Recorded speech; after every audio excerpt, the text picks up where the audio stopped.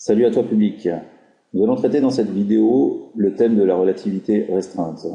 Alors je ne vais pas aborder dans cette vidéo tout l'aspect historique qui a mené à cette découverte. C'est néanmoins un sujet intéressant et si tu es un petit peu curieux, je t'invite à aller regarder les autres vidéos de la playlist, voilà.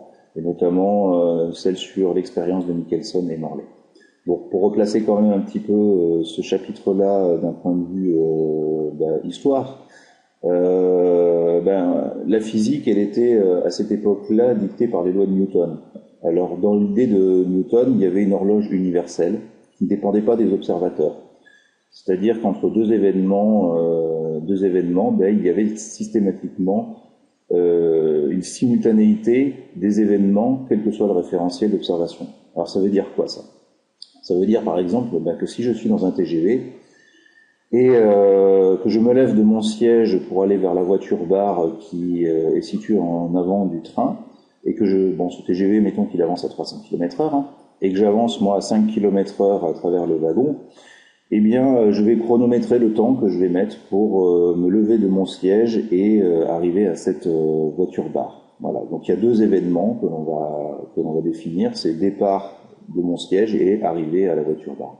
Donc dans la physique de Newton, il y a une idée de simultanéité des événements, c'est-à-dire que si je me lève à midi de mon siège et que j'arrive à midi 2 à la voiture-bar, il y a également simultanéité de ces événements pour un observateur qui serait sur le quai de la gare, c'est-à-dire qu'il me voit me lever de mon siège à midi et il me verra arriver à midi 2 sur la voiture-bar. Donc ça, c'est la physique de Newton.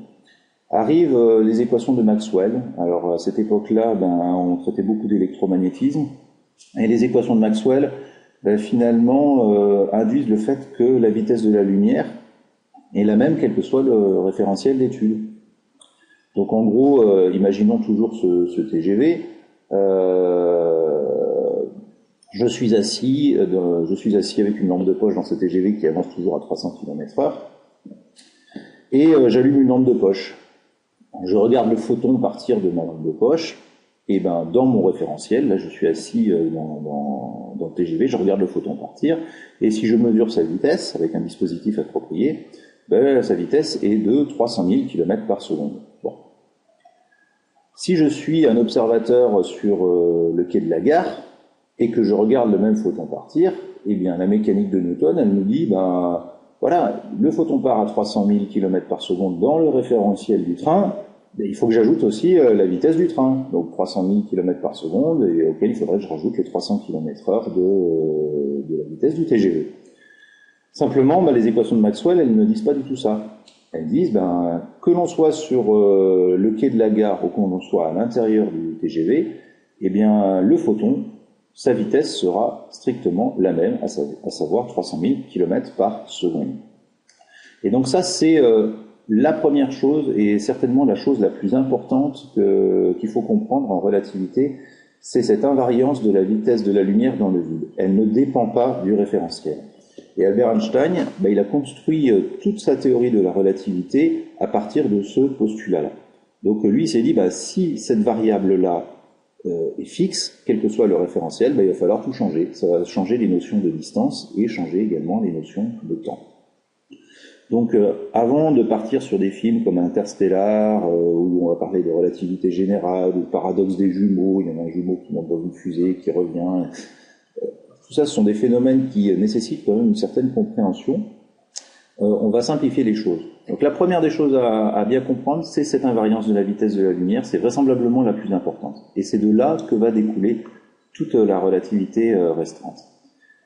Alors je vous propose d'étudier le dispositif suivant. Donc un observateur dans un vaisseau, voilà, ça c'est son vaisseau. Ce vaisseau se déplace avec une vitesse v, donc un vecteur vitesse qui reste constant. Donc son mouvement est une translation rectiligne uniforme.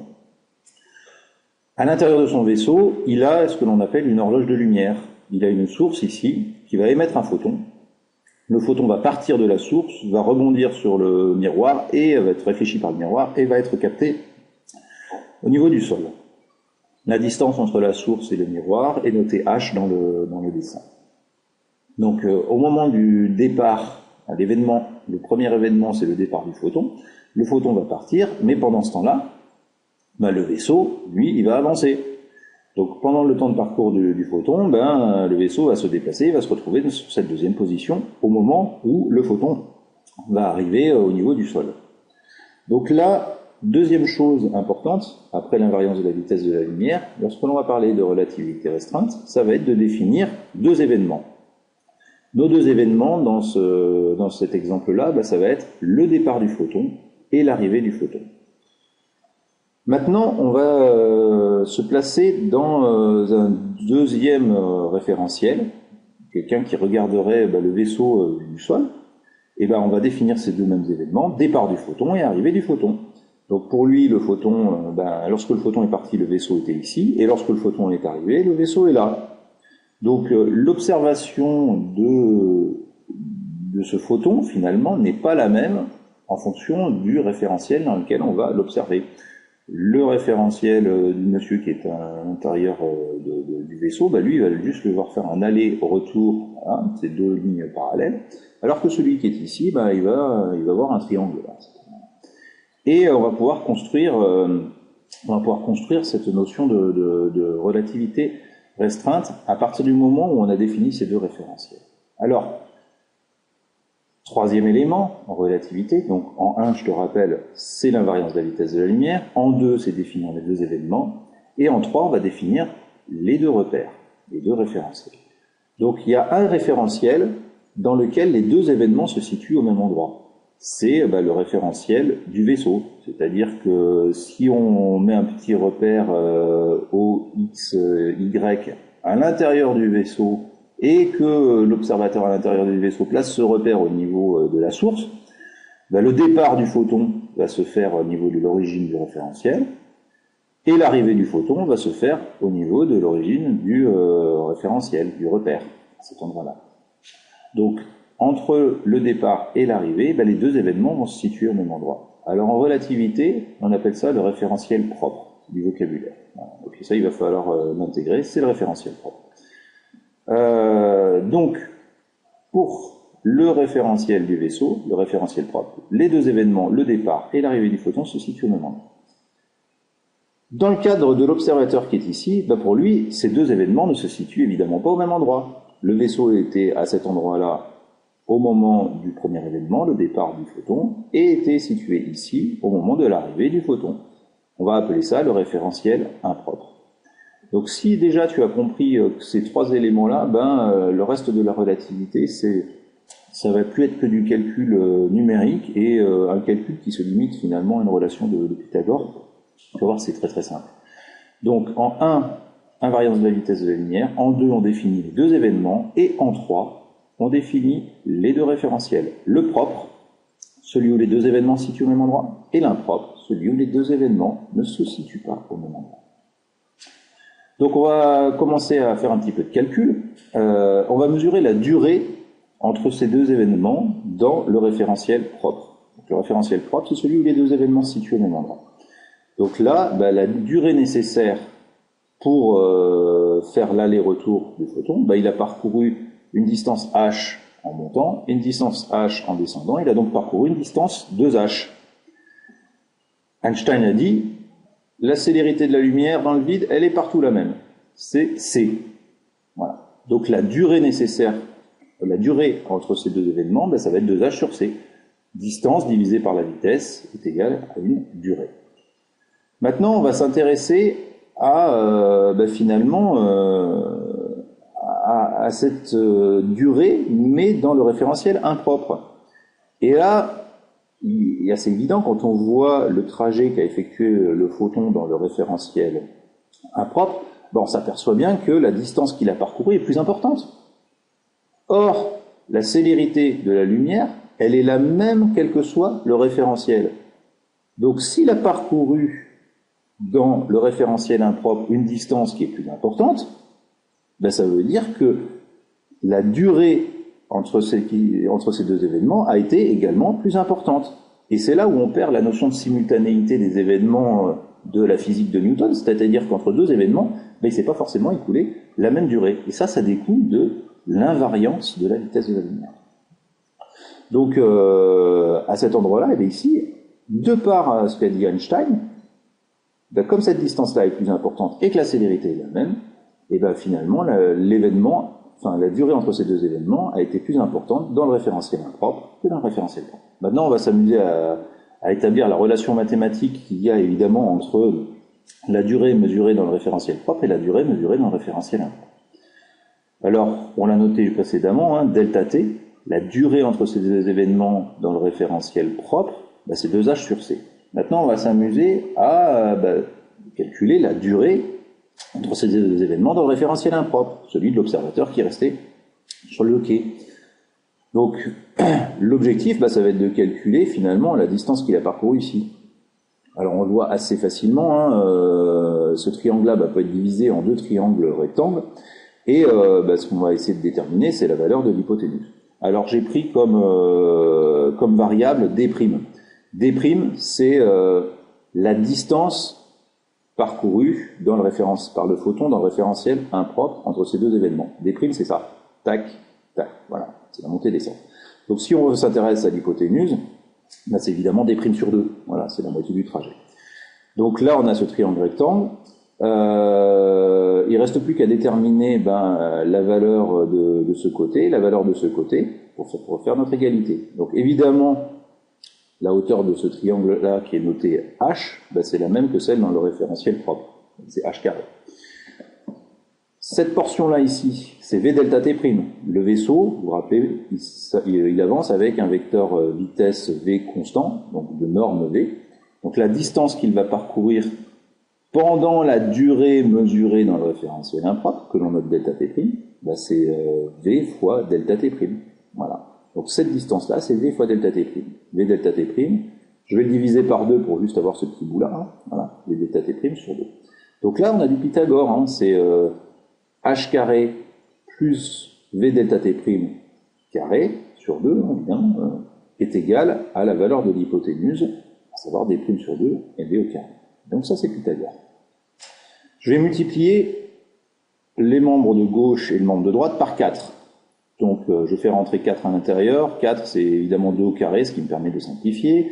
Donc ce membre-là, je le multiplie également par 4, ce qui me donne 2h au carré, et v delta t' au carré. Maintenant, je vais exprimer, à l'aide de la relation qu'on a établie tout à l'heure, 2h. Rappelez-vous, hein, ce qu'on a dit, c'est que delta t, c'était 2h sur c. Donc le 2h, je le remplace par c delta t. Et là, je commence à introduire dans cette relation, finalement, une relation entre la durée mesurée dans le référentiel propre et la durée mesurée dans le référentiel impropre.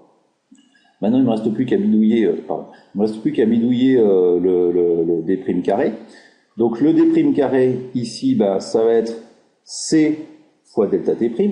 On se rappelle, hein, la distance qu'il va parcourir dans le référentiel impropre, c'est d', et il va parcourir cette distance-là à la célérité c, qui est invariante, pendant une durée de delta t'. Je vais factoriser par delta t', donc le delta t', je le passe de l'autre côté, ça me fait delta t' facteur de c carré moins le v carré qui est passé de ce côté-là. Je divise par c carré les deux membres, donc ça me donne c carré divisé par c carré, ça me donne 1, v carré divisé par c carré, c'est logique. Et ensuite, je vais passer ce terme-là en dessous, voilà. Et je prends la racine carrée pour exprimer delta t' en fonction de delta t. Alors, regardons un petit peu cette équation. Delta t', c'est la durée mesurée dans le référentiel impropre, celui de l'observateur qui est resté sur le quai. Est-ce qu'elle est plus grande que delta t? On va s'intéresser un petit peu à ce facteur ici, 1 divisé par racine carrée de 1 moins v carré sur c carré. V étant inférieur à c, ce terme-là va être inférieur à 1. Et la racine carrée sera également inférieure à 1. Donc si je divise une grandeur delta t par une valeur inférieure à 1, delta t' sera nécessairement supérieur à delta t. Donc la durée mesurée dans le référentiel impropre entre ces deux événements ne sera pas la même que la durée mesurée entre ces deux événements dans le référentiel propre. Et c'est là où on perd cette notion de simultanéité entre deux événements qui était dictée par les lois de Newton. Alors, ça peut paraître un petit peu déstabilisant, je te l'accorde, hein, parce que finalement, nous, dans notre quotidien, je pars de la voiture, de mon wagon à midi et j'arrive à midi 2. On ne voit pas vraiment d'écart de temps entre ce qui s'est passé dans mon référentiel et ce qui s'est passé dans le référentiel de la personne qui est sur le quai de la gare. Ça vient de quelque chose d'assez simple, hein, c'est que notre vitesse, elle est très faible par rapport à la vitesse de la lumière. Donc le ratio V carré sur C carré est extrêmement faible. Et oui, parce que la lumière, c'est quand même 300 000 km par seconde. Donc, la racine de 1 moins V carré sur C carré, c'est un chiffre qui est extrêmement proche de 1. Donc dans notre quotidien, la durée mesurée dans le référentiel impropre sur le quai de la gare et la durée mesurée dans le référentiel propre, celle mesurée dans le train, elle est quasiment identique. Et l'écart est extrêmement faible. Alors, dans l'exercice que je propose dans ma leçon, je propose de nous intéresser à ce facteur qu'on appelle le facteur de Lorentz, pour regarder un petit peu sa valeur, ce qui permet de comprendre pourquoi finalement cette relativité restreinte, dans notre quotidien, on ne la ressent pas. Alors j'ai pris des moyens de transport, et puis des objets qui vont quand même relativement vite, un TGV, un A380, la fusée Ariane 5, Apollo 11, un proton et un proton dans l'accélérateur de particules de Genève. Voilà. Et l'idée, ça va être de regarder à partir de quand est-ce qu'on peut commencer à sentir les effets de la relativité. Alors, évidemment, dans cette relation, et ça c'est un piège, hein, souvent mes élèves se trompent là-dessus, c'est de bien tout convertir en mètres par seconde, ok, parce que la célérité de la lumière, elle te sera fournie en mètres par seconde, et donc là, la vitesse, il faut également la convertir en mètres par seconde. Donc quand on fait le calcul du facteur de Lorentz sur ces différents objets, on a un gamma qui vaut 1. Pour l'Airbus, ça vaut 1. Ariane 5, ça vaut 1. Normalement, ta calculatrice te donne un 1 et une suite de 0. Selon les calculatrices, pour Apollo 11, tu as peut-être sur le dernier digit de ta calculatrice un 1 ici. Mais cela reste absolument anecdotique par rapport à la différence qu'il y aurait entre la durée mesurée, dans le référentiel impropre et le référentiel propre. Il n'y a qu'à partir du moment où les protons commencent à aller très vite, hein, c'est les protons sortant de l'accélérateur, à savoir 79% de la célérité de la lumière, que l'on voit qu'il y a un facteur de 1,63 entre la durée mesurée dans le référentiel propre, à savoir celui du proton, et celui mesuré dans le référentiel impropre. C'est-à-dire qu'entre deux événements de ce proton, l'événement dans le référentiel impropre, celui du laboratoire, va durer 1,63 fois plus longtemps que la durée mesurée dans le référentiel du proton. On prendra un petit exemple après avec le gluon. Et ce facteur, il augmente évidemment avec la vitesse. Plus la vitesse s'approche de celle de la lumière, et plus le facteur de Lorentz va monter. Et dans le dernier cas, pour le proton sortant de l'accélérateur, on a un facteur de Lorentz qui est absolument énorme, à 7453. C'est-à-dire que la durée entre deux événements dans le référentiel impropre va durer 7453 fois plus longtemps que celle dans le référentiel propre. Ça explique finalement le fait que Newton n'est pas complètement déboulonné par la relativité restreinte, parce que dans notre quotidien, nos vitesses sont tellement faibles par rapport à celles de la lumière que l'on ne peut pas ressentir les effets de la relativité de manière générale. Alors ça ne veut pas dire qu'il ne faut pas en tenir compte, hein, dans le système de positionnement par satellite par exemple. C'est faisable. Une expérience assez historique où ils ont synchronisé deux horloges atomiques sur un aéroport, une qu'ils ont placée dans un avion et une qui est restée au sol. Donc là, les deux événements, on pourrait très bien dire, c'est décollage de l'avion et atterrissage de l'avion. Et ils se sont aperçus que les deux horloges atomiques n'étaient plus synchronisées au retour de l'avion. Alors, donc, à partir de quand est-ce qu'on peut commencer à prendre en compte les effets de la relativité? De manière générale, en terminale, on va te dire, lorsque ta vitesse commence à arriver à 10% de la valeur de la vitesse de la lumière, là tu peux commencer à prendre en compte des effets relativistes. Mais si ta vitesse n'est pas au moins égale au dixième de celle de la vitesse de la lumière, on peut négliger les effets de la relativité. Alors une autre expérience qui permet de mettre en lumière la relativité restreinte, c'est les muons. Alors les muons, c'est quoi ces bébêtes? J'en connais pas grand-chose des muons, mis à part que c'est une petite bestiole qui a une charge électrique équivalente à celle de l'électron et dont la masse est 207 fois plus grande. Donc elle se crée dans l'atmosphère par des processus d'interaction entre les particules cosmiques et puis notre atmosphère. Et ces muons sont créés dans notre atmosphère à une altitude d'environ 10 km. Donc on va définir deux événements. Le premier événement, ça va être la naissance du muon, voilà, dans l'atmosphère à 10 km. Et le deuxième événement, ça va être sa mort. Alors lorsque le muon est immobile, donc dans le référentiel du laboratoire, sa durée de vie moyenne est d'environ 2,2 microsecondes. Donc il vit pas longtemps, cette bestiole-là, 2,2 microsecondes. Donc s'il est immobile dans le référentiel du laboratoire, les deux repères, finalement n'ont pas, il n'y a pas de vitesse entre ces deux repères, entre le repère du laboratoire et le repère qui est lié au muon. Entre le référentiel propre et le référentiel impropre, il n'y a pas de déplacement. Donc les deux événements, naissance du muon et mort du muon, finalement elles se situent au même endroit. Voilà. Donc ce qu'on va s'intéresser, c'est pourquoi est-ce que avec une durée de vie de 2 microsecondes, on arrive quand même à capter ces muons qui se créent dans la haute atmosphère au niveau du sol. Alors, on va définir les deux événements. Donc ces deux événements, c'est naissance du muon dans la haute atmosphère et deuxième événement, c'est mort du muon au niveau du sol. On va voir qu'en gros, il va disparaître pas très très loin du sol. Donc le référentiel propre, celui où les deux événements vont se situer au même endroit, ça va être le référentiel du muon. Voilà, celui qui est en rouge.